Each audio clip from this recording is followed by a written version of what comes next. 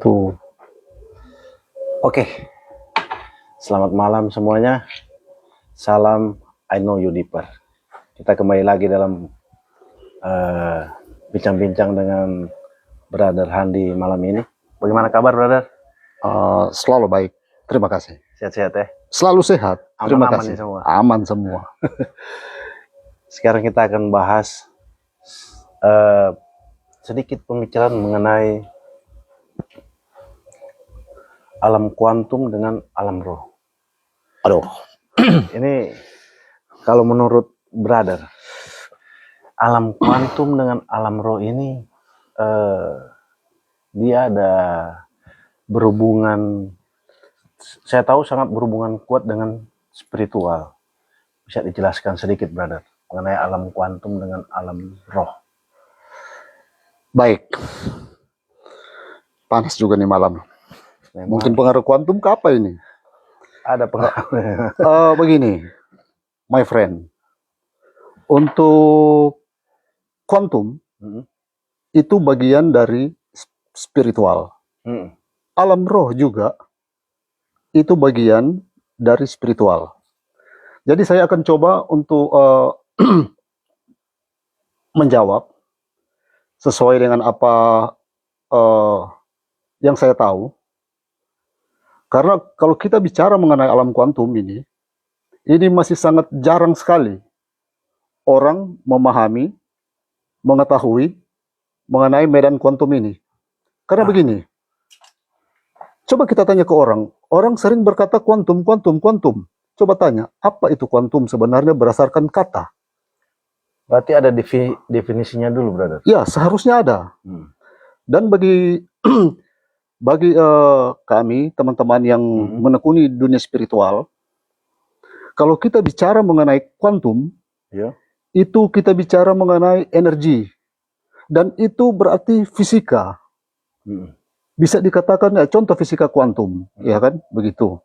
Kalau kita bicara fisika, berarti kita bicara atom. Atom ini, di dalam atom ini juga ada elektron. Berarti dia Kedalamannya atom itu elektron, dan setelah elektron, terdalamnya lagi foton. elektron foton. Iya. Jadi alam kuantum ini memang tidak bisa dilihat pakai mata memang. Tidak bisa kita lihat karena dia berupa partikel kecil sekali yang kasat mata. Tetapi dia berkelompok. Jadi dia berkelompok. Dia ada berarti DP basicnya atom berarti. Basic, ya, atom. Fondasi. Iya, atom. Ya, Atom. Iya. Dan yang paling dalam di situ, yaitu saya katakan tadi, elektron dan foton. Nah itu. Jadi dia masih molekul ya? Seperti bisa dikatakan begitulah. Begitu ya? Iya, itu untuk ilmu fisika. Iya, memang untuk ilmu fisika begitu. Jadi definisi dari kuantum itu fondasi fisiknya itu dari atom. Atom, iya. Kita bicara atom ini. Kalau secara sains dia gimana dia? Secara bahasa sainsnya? Ya itu sekumpulan atom yang bisa membentuk satu realitas. Dan realitas itu bisa menjadi satu kenyataan, bisa menjadi satu benda. Contoh. Sebenarnya macam benda ini saja kan, kita pegang ini benda ya. Secara fisik kita lihat ini memang benda ini, kita lihat ini secara fisik. Tapi kalau menurut fisika, ini sebenarnya tidak kelihatan ini. Ini sebenarnya manifestasi dari atom itu sendiri. Jadi lewat getaran-getaran tertentu, terbentuklah bentuk fisik. Dan inilah yang kita pegang sekarang. Seperti itu kira-kira. Seperti itu? Ya. Jadi sifatnya ini, sifat atom ini dia apa? Impersonal namanya. Seperti semacam itu. Impersonal ya. Oke. Kalau hubungan dengan alam roh bagaimana itu, Brother? Nah, alam roh lain lagi. Jadi alam roh itu satu keadaan, satu tempat yang memang tidak bisa dilihat oleh mata fisiknya manusia. Jadi di sini macam ada kemiripan, tetapi keduanya satu sebenarnya. Dalam arti mereka, alam roh dan alam kuantum, dia sudah melampaui fisika Newton atau fisika konvensional atau fisika klasik. Dia sudah lewat itu semua. Jadi yang macam itu. Jadi yang kuantum ini dia terbentuk fisik, tapi fisik ini kalau dilihat ke dalam dia masih atom sebenarnya. Atom. Iya. Terstruktur dengan atom. Iya, dengan atom. Tapi kalau dalam alam gaib bentuk fisik tapi dilihat dengan indera. Dengan indera ya. Bisa itu dengan indera atau intuisi. Betul sekali. Itu maksudnya. Jadi sudah ini kan, brother sudah match ya? Sudah match. Ya itu. Kita teman-teman, ini enaknya kita mau gali lagi lebih dalam ini. Ini brother, kalau dalam alam kuantum. Iya. Pada saat kita meditasi. Iya, betul. Ini bagaimana, brother? Ada apa ya? Sedikit yang bisa brother kasih. Akses ke alam kuantum maksudnya. Itu dia. Ya. Memang saya juga sering akses ke alam itu. Pada saat meditasi ini. Iya. Saya pakai kekuatan pikiran. Kekuatan pikiran, saya fokus, saya konsentrasikan penuh, saya akan masuk ke situ, saya masuk dengan penuh niat, saya masuk ke situ. Dan sering, karena saya juga beroperasi di situ. Sekarang pada saat brother fokus meditasi, ya, brother masuk ke alam kuantum, apa brother melewati alam gaib atau alam roh ini? Ya, begini. Jadi dasarnya untuk kuantum itu satu medan, satu keadaan, atau satu state lah bisa kita katakan satu state. Dia itu sebenarnya wadah sebenarnya. Wadah. Iya, dia wadah.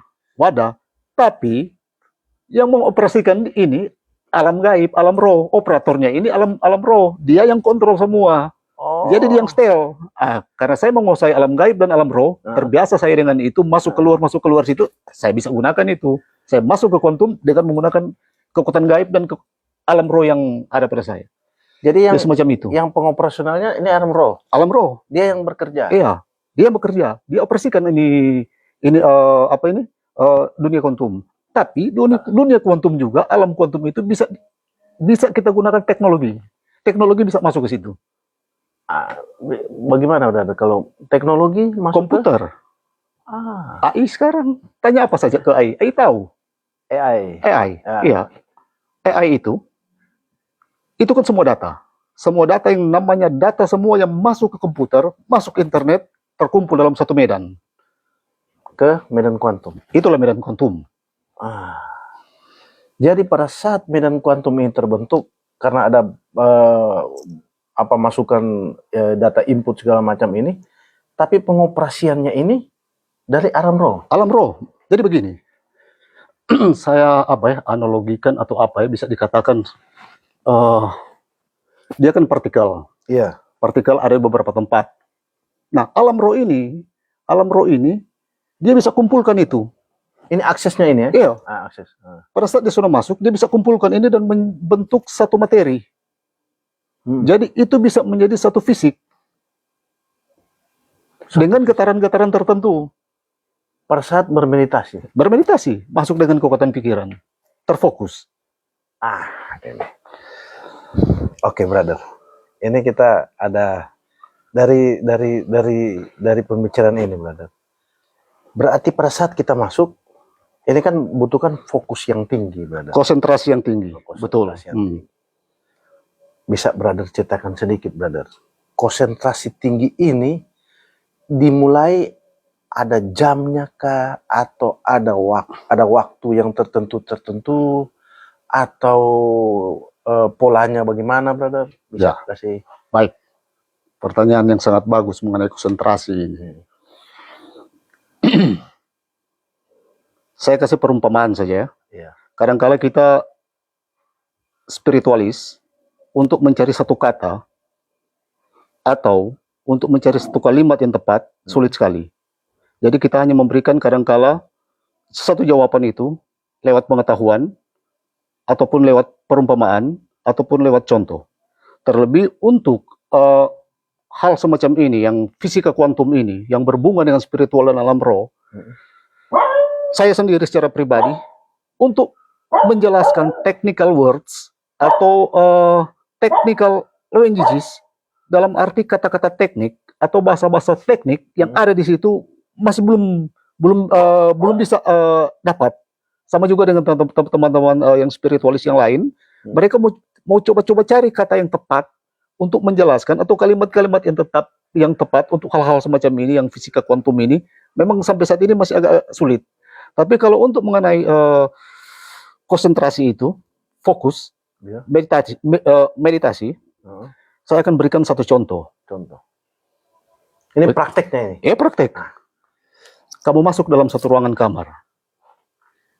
Ini situasi? Iya. Saya dapat informasi ini dari seorang yogi agung. Saya baca bukunya itu, autobiografi seorang yogi.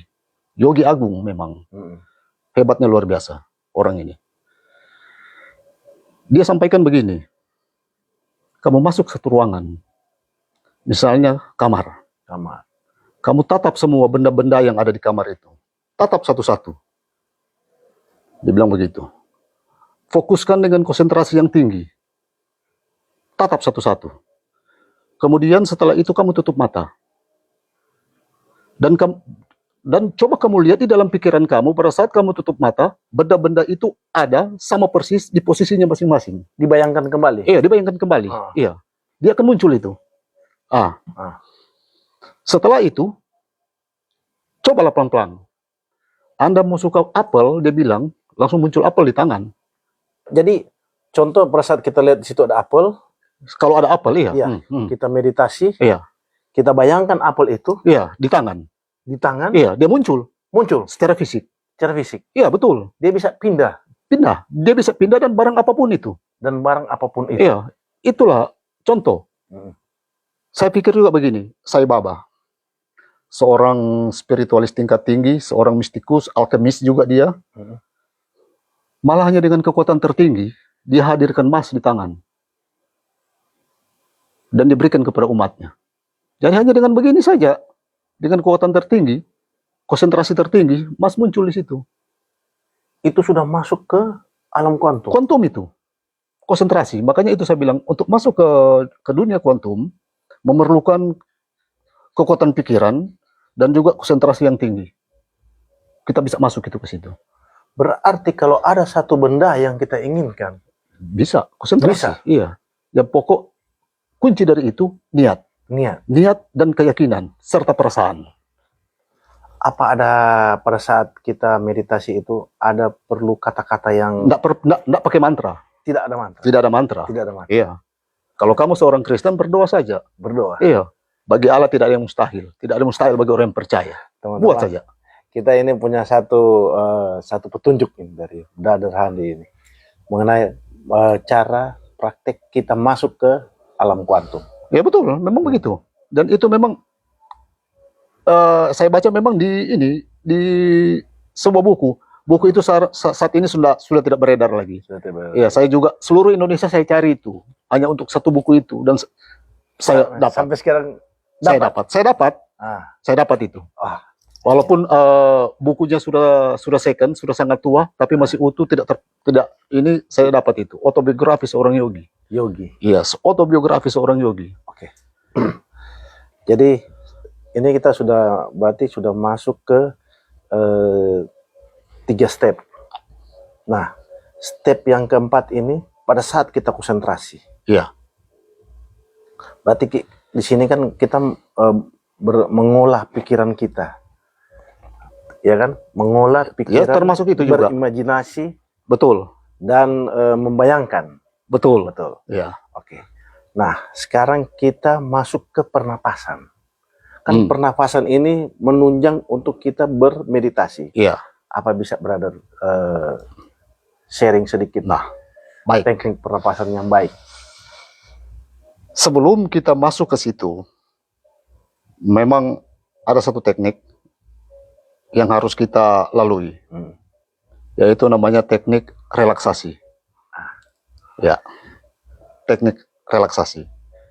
Jadi yang dimaksud dengan teknik relaksasi ini memang salah satu teknik pernafasan agar supaya tubuh dan pikiran kita, state kita itu jadi rileks. Dia rileks di situ. Kalau saya biasanya untuk ini masuk ke situ, saya bisa membayangkan sesuatu yang indah. Itu bisa jadi. Kemudian saya juga bisa menggunakan nafas 888, tarik 8 hitungan, tahan 8 hitungan, buang 8 hitungan sebanyak 8 kali. Selama meditasi? Iya, pada saat saya akan masuk ke meditasi ini. Nah, jadi pada saat kita melakukan itu, pikiran kita itu sudah rileks memang. Sudah rileks. Iya. Dan kondisi otak itu, kita sudah masuk ke kondisi alfa. Sudah masuk ke frekuensi alfa. Frekuensi alfa untuk otak. Untuk otak. Iya. Nah, pada saat itu pikiran tenang, itulah kita gunakan kekuatan pikiran lewat imajinasi. Masuk ke kuantum itu. Kuantum. Iya. Nah, ini kan kemarin kan kita sudah bahas mengenai teknik meditasi dan itu harus perlu bimbingan, brother. Betul. Nah, bisa brother sharing sedikit bimbingan seperti apa yang bagi teman-teman yang ingin mengetahui ini? Ya. Jadi pertama, orang yang bermeditasi itu, kalau saya akan tanyakan dulu motivasi kamu bermeditasi untuk apa? Apakah hanya untuk kesehatan? Ya. Atau apakah juga kamu bermeditasi untuk mendapatkan sesuatu di situ? Atau ada hal-hal yang lain? Ya. Nah, nanti tinggal dia pengalaman, dia bilang, Pak, saya mau meditasi dengan tujuan ini. Oke, baik. Saya bimbing dia untuk itu. Supaya dia bisa bermeditasi, saya tunjukkan teknik-teknik, cara pernafasan, sampai dia memang berhasil. Jadi memang ada pernafasan tertentu memang untuk meditasi tertentu juga. Oh, begitu. Jadi untuk pola pernafasan ini, yang 88 ini hanya diperuntukkan untuk meditasi ke kuantum. Ke kuantum bisa, ke spiritual bisa, ke alam roh juga bisa. Karena tujuan dari itu untuk membuat pikiran kita itu menjadi rileks. Rileks? Iya, rileks dalam arti kondisi pikiran kita berada di frekuensi alfa. Dan pada saat frekuensi alfa itu, keadaan pikiran kita ada di present moment. Present moment. Jadi present moment dalam arti pikiran yang saat ini. Saat ini. Jadi tidak ada pikiran masa lalu, tidak ada juga pikiran masa depan. Jadi present moment itulah hidup sebenarnya dan itulah penciptaan sebenarnya. Nah, kalau brother singgung mengenai penciptaan, ya, dalam kuantum, apa pada saat kita meditasi ini, alam penciptaan kuantum ini akan kita lalui atau bagaimana, brother? Pada saat kita meditasi di situ untuk menciptakan, kita sudah masuk dengan kekuatan pikiran, dengan fokus dan imajinasi, kita sudah ada di situ sebenarnya. Sudah ada di situ sebenarnya? Sudah ada di situ. Karena akses untuk ke situ cuma dengan kekuatan pikiran, dengan tingkat konsentrasi yang tinggi. Kita sudah ada di situ sebenarnya. Karena, my friend, begini, otak kita ini itu merupakan komputer super canggih sebenarnya. Cuma sampai saat ini orang belum terlalu paham dan orang belum bisa memahami lebih dalam mengenai otak. Sejauh ini saja yang kita ketahui. Orang menggunakan otak manusia digunakan itu kemungkinan paling tinggi cuma sekitar 10%. 10%. 90% belum digunakan ini. Masih diam. Iya, masih diam. Belum juga alam bawah sadar. Iya. Yang ini harus diolah. Harus diolah. Makanya banyak juga ajaran-ajaran tertentu, sains juga sudah mulai melakukan penelitian bagaimana membuat otak kita berfungsi secara maksimal. Iya, karena maksimal. Sejauh ini yang mereka tahu sekitar 8 atau cuma 10% saja otak kita gunakan sekarang yang bekerja. Tapi kalau teknik-teknik meditasi, ada cara itu sebenarnya. Ada cara untuk membuat otak kita menjadi satu kekuatan sehingga otak itu menjadi otak super. Apa ini ada berhubungan dengan kelenjar pineal atau gimana itu yang sering timbul sering ada informasi kelenjar pineal ini Ya. memberikan Itu antena. Antena atau receiver, dan salah satu itu karena itu pusat otak. Masuk di situ. Di situ pencerahan. Jadi brother, kita bisa tarik sedikit garis ini. Berarti sebelum kita melakukan meditasi Ya. ke alam kuantum, Ya. meditasi ini berarti kita perlu membangkitkan antena kita. Mengaktifkan maksudnya. Mengaktifkan antena kita. Ya. Nah, berarti ada cara-cara yang bisa brother sharing ke kita ini. Meditasi pineal gland, meditasi mata ketiga, meditasi ajna, cakra ajna. Itu kunci di situ. Jadi masih jauh sebenarnya. Masih jauh. Sebelum masuk ke kuantum, ini dulu yang berarti yang dibikin. Iya, betul. Seorang mistikus, seorang spiritualis, pada saat dia akan belajar atau alkemis, sebelum dia masuk lebih dalam, persyaratan awal yang harus dia lalui pembukaan mata ketiga. Nah, mata intuisi itu namanya, mata batin. Mata batin. Iya. Itu syarat pertama. Saya juga membimbing orang yang lebih dulu saya buat itu, saya harus buka mata ketiganya. Karena mata ketiga memiliki banyak fungsi. Baik itu sebagai intuisi, kemudian dia juga bisa menerima bimbingan yang lebih tinggi, dan juga menambah kecerdasan dia. Oh, itu plusnya. Iya, karena pusat ajna ini dia terhubung dengan pineal gland yang ada di pusat kepala. Jadi otak kita ada dua. Iya. Ada dua, otak kiri, otak kanan. Kalau kita garis lurus, kita belah. Iya. Pas di tengah itu pineal gland namanya. Di bawah pineal gland ada bindu. Ya, jadi itu berhubungan sekali. Di situ ada korteks juga. Oke. Memang, my friend, untuk menjelaskan ini, memang harus seorang master. Iya, seorang master. Karena kalau Tapi saya tahu itu. Iya, soalnya kalau tidak bisa dijelaskan secara secara jelas, ini Ya, betul. pasti akan ada sesat ini nanti. Ya, betul.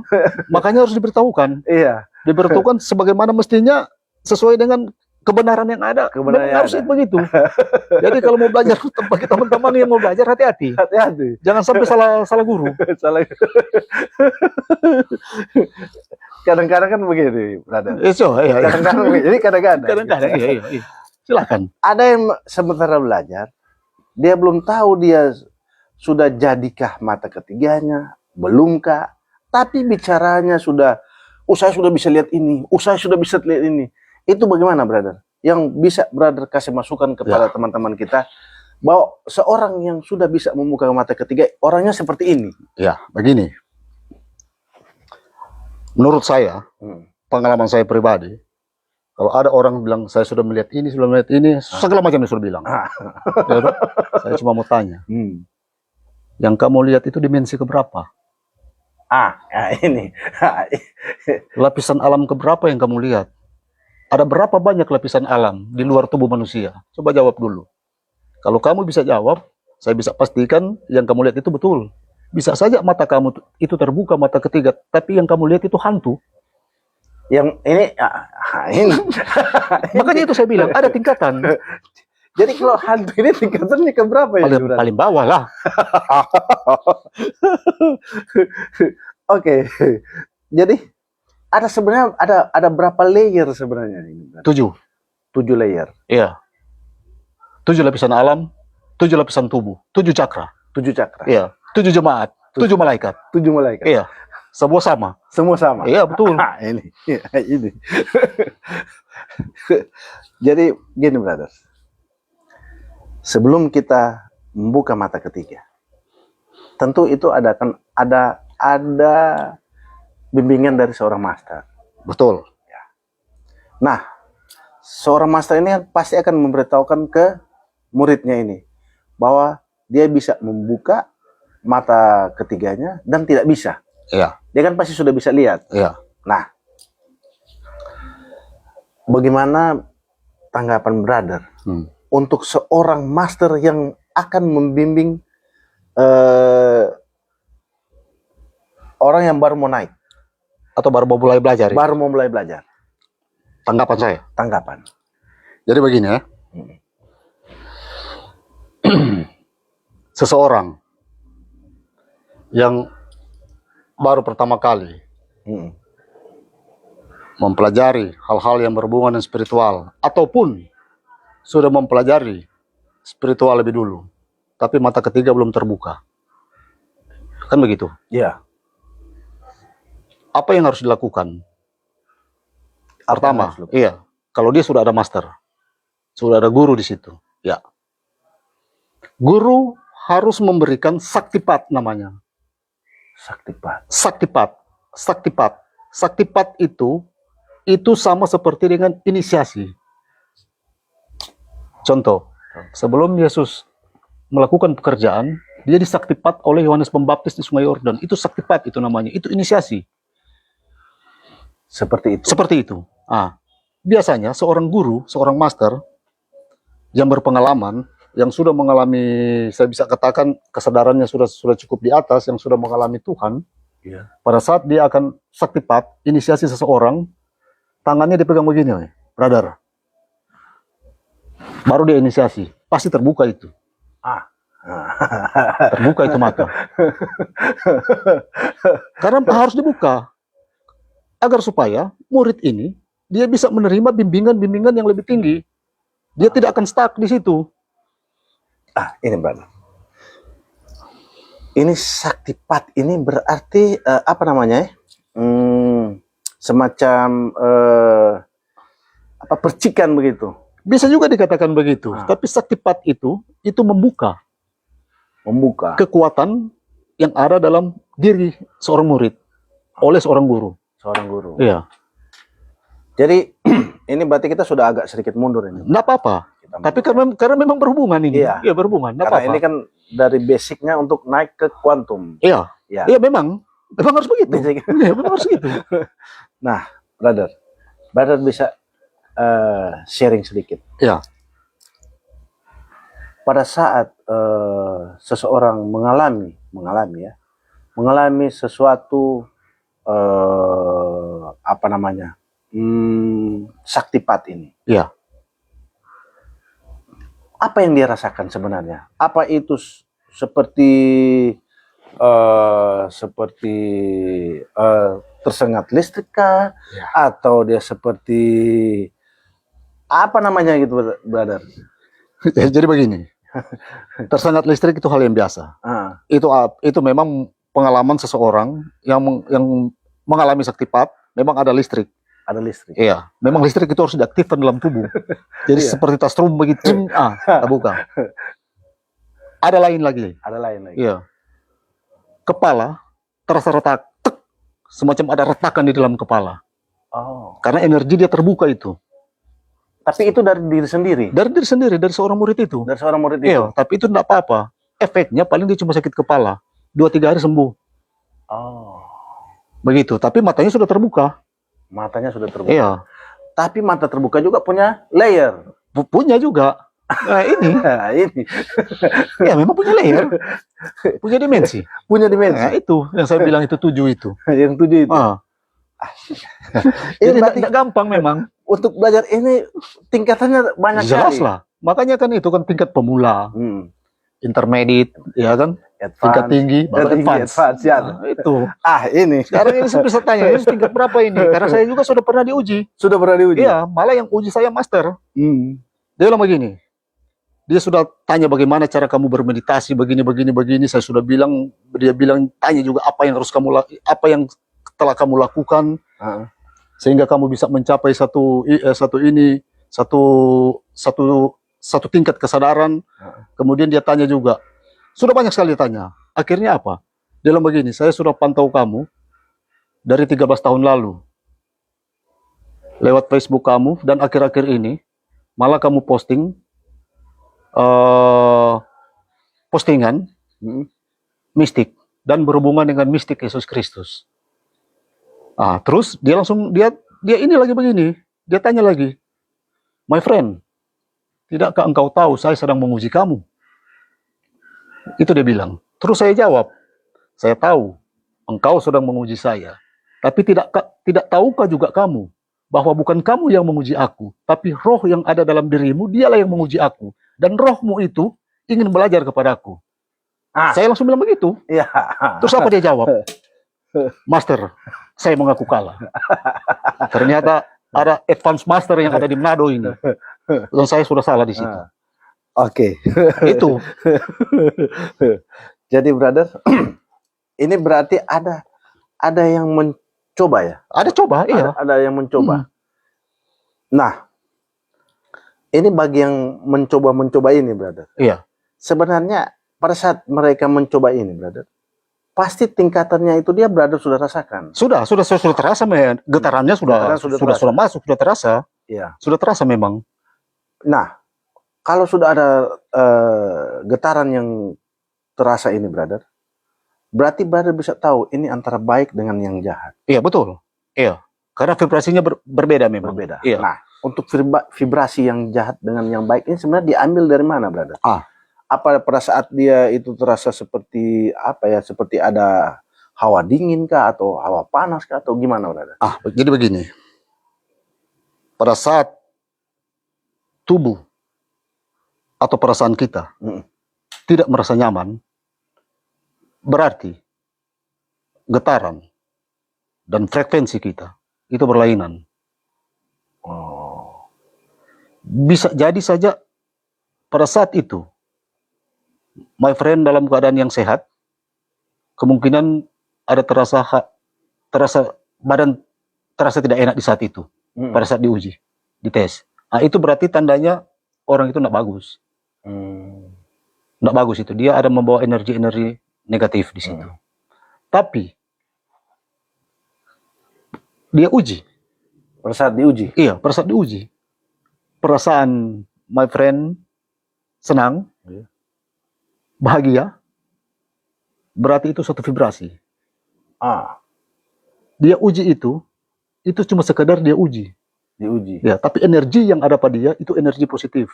Dan itu sebenarnya membantu. Membantu. Iya, itulah beda. Jadi dari situ sudah bisa kelihatan. Kelihatan. Iya, kelihatan. Oke.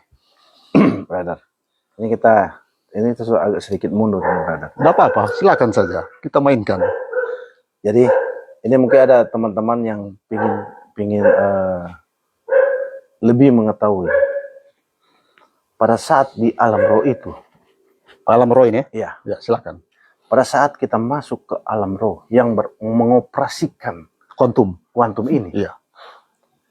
Apa sebenarnya dasar selain kita bermeditasi untuk kita bisa masuk ke situ? Ya. Selain bermeditasi. Apakah ada cara lain untuk kita masuk ke alam roh ini? Jadi begini, untuk masuk ke alam roh, selain meditasi, kita juga bisa masuk lewat mantra, lewat firman. Kita masuk lewat dua cara saja itu sudah bisa. Intuisi juga, intuisi cuma sebagai informasi saja. Tapi kita harus masuk di dalam satu state atau suatu keadaan. Contoh, saya juga awalnya saya masuk ke alam roh itu dengan meditasi. Yeah.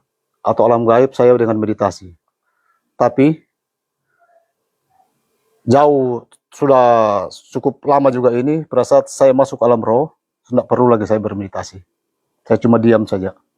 Itu sudah masuk dengan badan? Dengan badan berarti?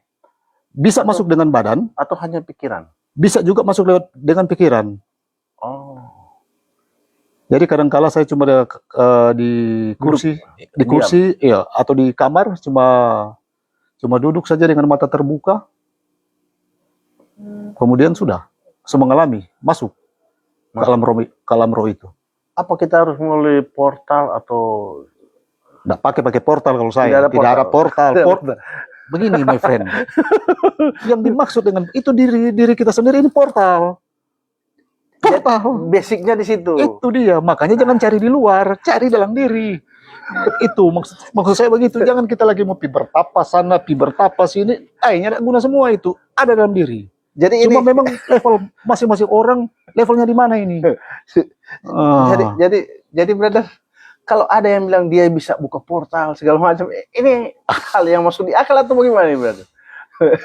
Seseorang yang bisa dikatakan bisa membuka portal, level kesadarannya di tingkat berapa dulu? Udah diuji belum?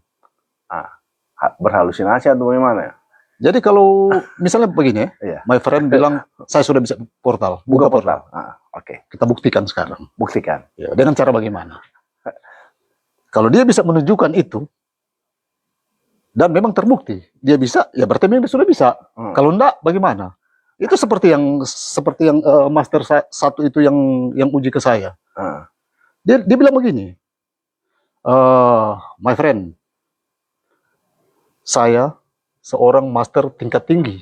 Iya. Dan saya sudah menguji banyak master. Iya.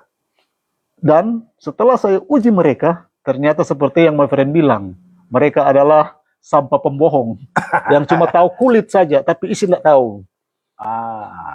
Begitu. Gitu. Cuma tahu kulit saja, isi nggak tahu. Jadi cuma kita baca buku, kita cuma lihat saja ini sampul buku, tapi isi nggak tahu. Makanya saya bilang, nah ini pada saat diuji, dia menganggap dia sudah bisa berlari. Dia tidak tahu ibarat seperti seorang atau anak bayi. Bayi itu, ya kan, bayi itu dia kan harus belajar makan, merangkak, kemudian dia bisa berdiri dan berlari. Ini masa bayi langsung berlari? Nggak mungkin kan itu. Bayi langsung berlari. Jadi instan ini nggak ada. Nggak ada. Super mie saja, masak dulu. Masak dulu. Iya, 26 tahun saya pelajari ini. Jadinya gampang. Dan pengalaman-pengalaman juga yang saya alami 3 kali diuji dengan api. Setelah mengalami 3 ujian api ini. Tunggu, brother. Tunggu. Kalau itu jangan dulu, brother. Jadi, brother, sudah ada informasi dari brother bahwa selain bermeditasi, kita juga bisa ya di alam roh. Ya. Dengan cara yang lain. Cara yang lain. Apa ada cara yang lain lagi? Raga sukma. Keluarkan jiwa dan masuk di situ. Saya pernah lakukan itu. Masuk ke alam roh. Jiwa saya masuk. Tubuh saya lihat tidur. Saya langsung masuk ke sana. Cerita sedikit, brother. Memang ini cerita sedikit, brother. Ini pada saat brother masuk ke alam. Ya, saya jelaskan. Apa sebenarnya di dalam? Pasti teman-teman kan ingin mengetahui. Bagus ya itu. Kan? Itu pertanyaan bagus. Sebenarnya sudah lama juga sih saya enggak pernah cerita lagi ini. Awalnya saya itu sering meraga sukma. Dan itu jadi secara otomatis. Jadi, misalnya begini, saya suka masuk ke alam ini. Atau masuk ke alam apa ini? Alam roh. Alam roh. Iya. Okay. Di alam roh kan banyak berdimensi-dimensi. Saya masuk ke sini. Saya ingin masuk ke sini. Saya tidak meditasi waktu itu. Dan itu memang alamiahnya saya. Saya hanya tinggal baguling saya tanpa tidur. Ini lagi posisi tidur ya? Iya, baguling saya tanpa tidur. Jadi lagi sedang santai? Santai. Relax, santai. Jiwa saya keluar. Dan saya bisa lihat. Jiwa saya tidur. Tubuh tidur? Tubuh saya tidur. Dan masuk alam roh. Tidak ada takut-takut itu memang. Apa yang di dalam itu? Bro? Banyak. Malah awal, saya malah dikejar-kejar di situ. Apa yang mengejar, bro? Ya, penghuni-penghuni situ. Mereka kejar. Jadi di dalam masuk dikejar? Dikejar. Awalnya waktu itu. Awal. Iya, dikejar. Ini penghuni apa nih, brother? Apa setan kah? Apakah jin kah? Roh apakah di dalam? Pernah yang lalu, saya masuk ke alam jin. Tubuh mereka itu rata-rata biru. Tunggu, sabar, brother. Karena brother bilang ini ada banyak sekali dimensi di dalamnya. Ada berapa sebenarnya yang pasti dimensi di dalam? 7, kalau menurut saya 7. 7. Tapi fisika sekarang, malah mereka bilang 10. Itu ilmu fisika sekarang. Saya baru dapat informasi tadi. Ada 10 sebenarnya alam. Iya, ada 10. Tapi itu masih mereka penelitian. Masih diteliti oleh mereka. Saya baru dapat informasi itu tadi. Sekarang, brother, kalau pada saat brother masuk alam jin, itu yang di dalam itu jin semua berarti? Iya, karena alam mereka. Itu alam jin. Apa enggak ada ini, brother? Protection atau apa, brother? Masuk ke situ? Iya. Memang, ini dari dulu, iya. Saya memang untuk masalah keyakinan, iman itu kuat sekali. Ini dasar berarti. Iya. Karena itulah mengapa saya selalu bilang ke orang-orang yang saya bimbing, itu rata-rata orang Nasrani, orang Kristen, saya bilang baca Alkitab itu bolak-balik. Perjanjian lama, perjanjian baru, perjanjian lama, perjanjian baru. Baca dan hafal sebanyak mungkin. Jadi gunanya kita hafal, pada saat kita berada di situ, di dunia itu, di dunia rohnya itu, kalau kita tidak ada senjata firman Tuhan, bahaya juga. Makanya itu, pada saat saya masuk di situ, banyak terus terang, ayat Alkitab, firman Tuhan yang saya baca itu, dan saya hafal banyak ini di otak. Dan saya hafal juga itu tidak ada satu kata yang salah. Berarti hafal harus mengimani dengan Iya, hafal mati dan imani. Jadi pada saat mereka akan sentuh, saya hanya berkata begini, roh yang ada dalam diriku lebih besar daripada roh yang ada dalam dunia ini. Sudah berani lagi itu. Itulah kekuatan firman sebenarnya di alam roh. Di dalam roh. Iya. Okay. Makanya harus hafal. Ini kita menanggapi teman kita Jeffrey Menarisip ini yang nanya. Jeffrey. Ini bertanya atau apa nih, Bro Jeffrey? 7 tingkat, 7 tahap, 7 pintu portal. Maksudnya apa ini? Kalau 7 sudah dijelaskan tadi ya, Bro Jeffrey. 7 alam, 7 cakra, 7 gereja mula-mula, 7 malaikat, 7 kekedian. Iya. Jadi ini sudah dijawab ya, Brother Jeffrey. Oke. Nanti kalau ada brother pengen bertanya, silakan brother. Apa yang ingin brother bertanya? Bagus bertanya-tanya begini. Untuk bagi yang kita sharing kan ini. Iya, sharing. Saya juga suka mau kasih tahu ini. Ya. Banyak orang tahu lebih bagus. Ya, bagus. Oke, brother, ini kita kembali lagi ke pembicaraan kita ini. Brother. Silakan, iya. Karena yang mengoperasikan alam roh, berarti alam kuantum ini hanya tinggal menunggu dari alam roh. Betul. Oke. Sekarang, brother, sebagaimana besarkah kalau operasional dia mengoperasikan alam roh ini, beroperasi atau memerintahkan ya? Iya, memerintahkan ke alam kuantum. Alam kuantum. Pengaruhnya seberapa besar? Contoh saja seandainya kita bawa kendaraan. Iya. Memang sulit untuk mencari DP kata-kata, untuk kata-kata technical words-nya. Ini kata-kata teknik atau kalimat-kalimat teknik ini sulit. Maka itu saya bilang mesti harus dijelaskan ini lewat perumpamaan atau contoh. Oke. Seberapa besar kan? Iya. Kendaraan. Mobil saja atau? Iya, mobil. Kalau kita tidak ada keahlian, bagaimana kita bisa mengoperasikan mobil? Iya. Berarti kan kita mesti skill di situ. Skill. Iya. Kalau pada saat kita skill ya kita bisa operasikan mobil. Demikian juga pada saat seorang alam roh ini sebagai operator dan dia skill di situ sesuai dengan kemampuan dia, apa saja dia bisa perintahkan, dia bisa lakukan di situ. Sebegitu besar. Ya memang begitu. Tergantung dari level skillnya orang ini, kemampuannya orang ini.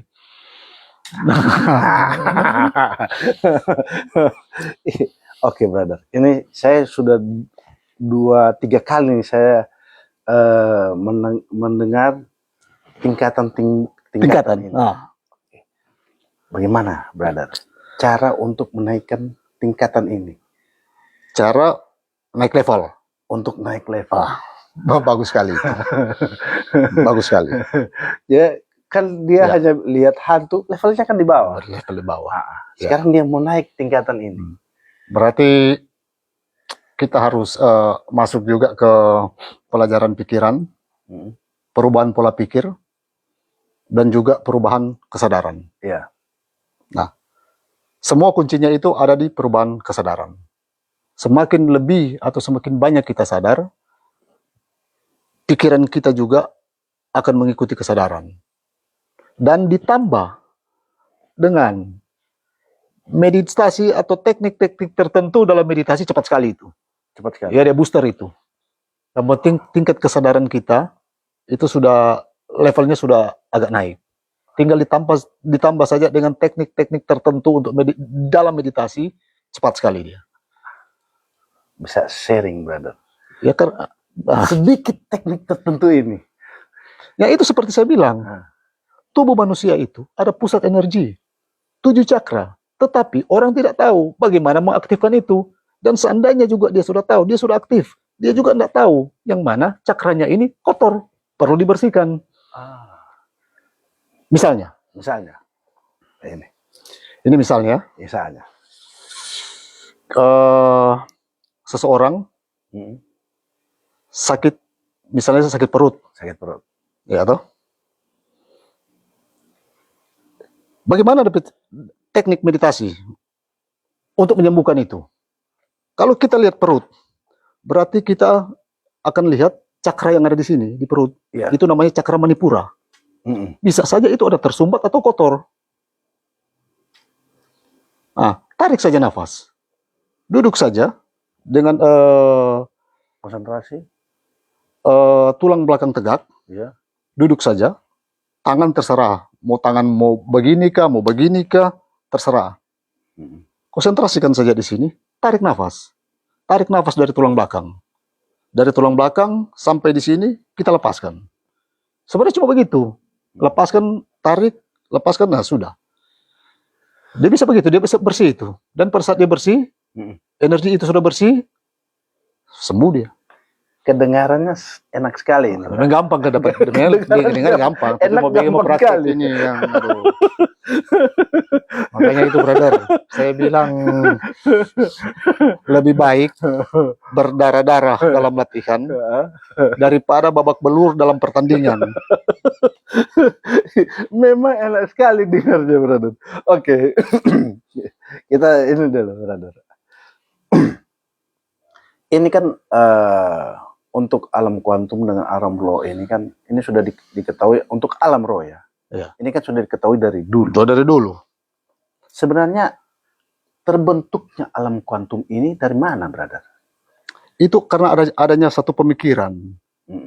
Itu satu pemikiran dan kalau tidak salah, dulunya cuma ada kan fisika Newton. Ya, fisika klasik. Ya. Nah, kemudian ada usulan atau ada perbincangan, ada diskusi di tahun 1972 itu kalau tidak salah, 70 atau 72. Adanya alam paralel atau alam kuantum. Nah, di situ mulai diselidiki oleh siapa waktu itu yang Einstein, kata siapa yang ilmuwan itu. Dia mulai selidiki, yang ahli-ahli fisika mulai selidiki, dan itulah mereka temukan. Ternyata fisika kuantum, fisika klasik atau fisika Newton, dia hanya mengetahui atom, hanya atom, partikel atom yang dia tahu. Partikel atom, kemudian di fisika modern untuk memasuki kuantum, mereka selidiki lagi. Ternyata di dalam atom ini masih ada partikel lagi. Masih ada inti atom. Iya. Jadi masih ada kan? Iya. Jadi sudah lapis kan atom, elektron. Elektron ini mereka selidiki lagi. Ternyata masih ada foton di dalam. Lapisan ketiga. Ya, ketiga. Pada saat mereka lihat foton itu, pada saat mereka cek juga foton sudah bisa lagi dibaca oleh alat. Sudah bisa.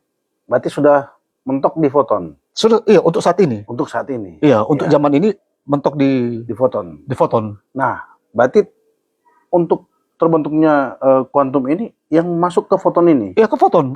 Itu bicara masalah apa yang saya bilang tadi itu, partikel atom. Itu tuh kuantum sebenarnya. Akhirnya terbentuk kuantum. Iya.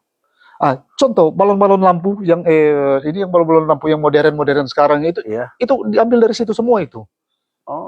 HP saja dari situ. Sudah masuk dari situ. Iya, sudah masuk di komputer, sudah masuk di situ semua itu. Oke. Ini kita salam dulu kepada teman kita yang di Amerika ini. Halo, Sister. Sister Linda ini baru masuk ini, gabung dengan kita ini, brother. Ini dari jauh-jauh dari Amerika ini. Lama nak ketemu. Lama nak ketemu. Cuma kemarin kebetulan ketemu, dapat ampau ini dari Sister Linda ini. Mantap sudah. Halo Sister Linda, apa kabar? Oke, brother, kita kembali lagi.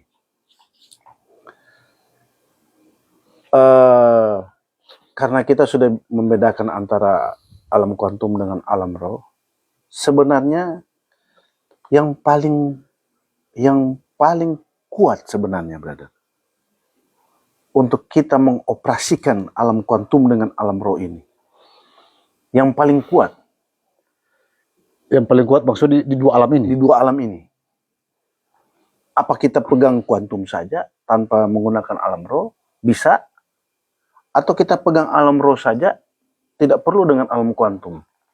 Jadi begini, kalau menurut saya, alam roh juga itu, kita menggunakan pikiran. Pikiran juga ada masuk di situ dan kesadaran. Demikian juga dengan alam kuantum. Alam kuantum, fisika kuantum, kita juga masuk ke situ lewat konsentrasi, dan itu berarti kan pikiran. Kalau mau bilang yang lebih kuat di situ, saya untuk saat ini saya lebih itu ke alam roh. Alam roh. Iya.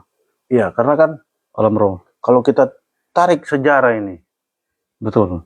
Orang kan lebih mengenal alam roh, daripada alam kuantum. Betul. Berarti lebih kuat sebenarnya alam roh sebenarnya. Alam roh, iya. Makanya kuantum itu dia tidak bisa apa-apa. Contoh. Ini contoh bagi contoh. Alam kuantum tersebarkan semua. Jadi anggaplah satu medan energi. Dia hanya begitu-begitu terus. Dia akan berbentuk satu benda kalau dia itu diamati. Dari alam roh. Dari alam roh. Atau pikiran seseorang yang mengamati. Jadi ini mirror sebenarnya. Bisa dikatakan seperti itu. Dia mirroring begitu ya? Dia mirroring ya? Iya, betul. Jadi dia akan muncul partikel itu pada saat kita amati. Kita amati berarti kita konsentrasi lewat pikiran itu. Dia mulai akan terbentuk di situ. Dia akan terbentuk, kita amati misalnya botol aqua. Botol aqua. Ini kan alam semesta. Kan begitu. Anggaplah alam semesta kan kuantum ini. Jadi pikiran kita konsentrasi penuh di situ. Misalnya saya bilang saya mau lihat satu benda atau botol begini. Dengan niat dan konsentrasi yang tinggi, yang kita lihat itu pertama memang blank, tapi lama-lama dia akan berbentuk sesuai dengan perintah pikiran kita. Botol, dia akan keluar itu di alam roh. Alam kuantum dulu. Di alam kuantum. Iya.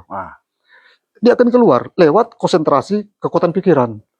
Sekarang, setelah terbentuk, bagaimana kita mau ambil? Nah, ini jadi ini. karena dia ada dua alam ini. Betul. Jadi pada saat di sebelah mana kita ambil? Kita ambil di alam roh kah? Atau kita langsung ambil di alam kuantum? Memang hal itu jadi diskusi yang hangat bagi teman-teman spiritualis mengenai bagaimana di alam kuantum sudah dengan konsentrasi yang tinggi kita akan ambil. itu berarti kita akan padatkan dia. Iya. Kita akan padatkan sehingga dia sebentar pada saat kita tarik, Iya. dia berwujud materi. Iya, so materi. Jadi botol ini. Botol. Iya. Nah, ambient ini pada saat masuk ke alam mana ini? Bisa alam roh, bisa juga alam kuantum. Kalau seperti saya bilang tadi ya, kalau alam kuantum kita amati. Kalau alam roh berarti kita berikan perhatian. Tapi pada dasarnya mirip ini sebenarnya, kita berikan perhatian. Jadi pada saat kita berikan perhatian, dia akan muncul itu. Apa yang kita inginkan. Oh, begitu. Gitu. Tapi kuncinya sebenarnya cuma satu. Konsentrasi tertinggi. Iya. Konsentrasi tertinggi. Oke. Sekarang begini, brother. Ini ada studi kasus, brother. Silakan. Iya. Mantap ini cerita begini ini. Ini seperti brother katakan tadi, pada saat kita duduk di dalam satu ruangan dan kita berimajinasi dengan barang-barang yang ada di dalam ruangan itu, dan kemudian kita bentuk, itu bisa kita ambil. Bisa ya, kan? Itu yang saya sampaikan tadi. Bukunya Autobiografi Seorang Yogi, Yogananda sering melakukan itu. Ini di alam kuantum ini? Ada di alam kuantum? Alam kuantum, karena pikiran. Iya, kekuatan pikiran kan? Oke. Sekarang kasusnya seperti ini, brother. Iya, seperti ini, ya.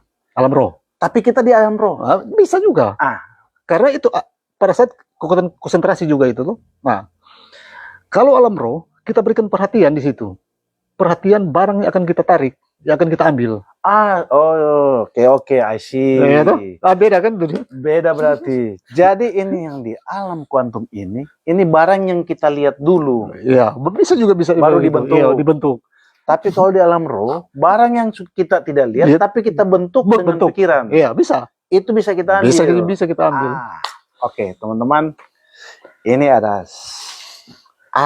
teknik rahasia. Sebenarnya kita tidak akan mau bilang ini di sini, sebab ini memang tidak ada pelajaran di buku. Tidak ada pelajaran ini. Iya. Oke. Ini teknik rahasia, brother. Jadi teman-teman yang ingin belajar bisa menghubungi bisa bisa teman-teman nonton pada saat sekarang ini atau besok teman-teman pengen nonton, silakan teman-teman pelajari dan jangan lupa teman-teman untuk belajar dengan ada bimbingan supaya tidak menyesatkan. Oke, brother. Kita lanjut lagi. Jadi gila ini saya agak susah ini, brother. Oke, baik, kita lanjut. Lanjutlah, silakan. Tanya saja apa saja yang berhubungan dengan itu. Ini teknik nih, brother. Teknik yang sudah lama, yang kemudian brother ada dapat melalui meditasi atau dengan talenta yang didapat dari brother. Betul. Oke. Sekarang, brother, sedikit sharing ini, brother. Untuk teknik yang paling kuno, brother. Teknik yang paling kuno? Paling kuno. Iya. Di alam roh ini, brother. Untuk penguasaan dan mengendalikan pikiran ini, brother, sebenarnya ada teknik. Bisa sharing sedikit, brother. Ini penguasaan. Iya, penguasaan ya. Dan membentuk. Iya. Betul, iya. Teknik pertama, putuskan apa yang Anda inginkan. Putuskan dulu apa yang Anda inginkan. Percaya bahwa Anda mampu untuk melakukannya. Setelah itu, masuk. Iya. Apa semua orang bisa begini, brother? Tidak termasuk orang kikir ini ya, brother. Ini orang kikir bisa enggak bikin begini, brother? Atau bagaimana, brother? Memang ada halangan-halangan mental sebenarnya. Halangan-halangan mental. Iya. Untuk masuk ke sini, brother. Karena itu seperti yang sering saya katakan itu, orang itu harus murni. Harus murni. Iya. Jadi dalam dirinya berarti atau Iya, bagaimana? dalam hati Dalam murni, pikiran murni. Nah, itu kan seperti saya bilang, pada saat sebelum kita meditasi, kita murnikan dulu diri kita dalam arti tubuh kita, berarti kita berpantang atau kita berpuasa. Itu yang pertama. Kedua, kita murnikan juga pikiran kita. Nah, pikiran kita murnikan karena kita sebagai seorang Nasrani, seorang Kristen, ya kita membaca firman Tuhan agar supaya pikiran-pikiran negatif tergantikan atau terisi dengan firman Tuhan. Dan setelah itu kita murnikan nafas. Nah, nafas memang ada teknik-teknik tertentu agar supaya nafas itu murni. Dan pada saat semuanya sudah menjadi murni, diri itu yang terdiri dari beberapa unsur, itu pada saat dia sudah murni, duduk saja meditasi. Hasilnya pasti murni. Oke, teman-teman. Itu adalah satu pengajaran dari Bro Handi. Kami harap dari podcast kita kali ini ada masukan positif buat teman-teman semua, dan kita akan kembali lagi dengan podcast kita berikutnya. Salam, I know you deeper.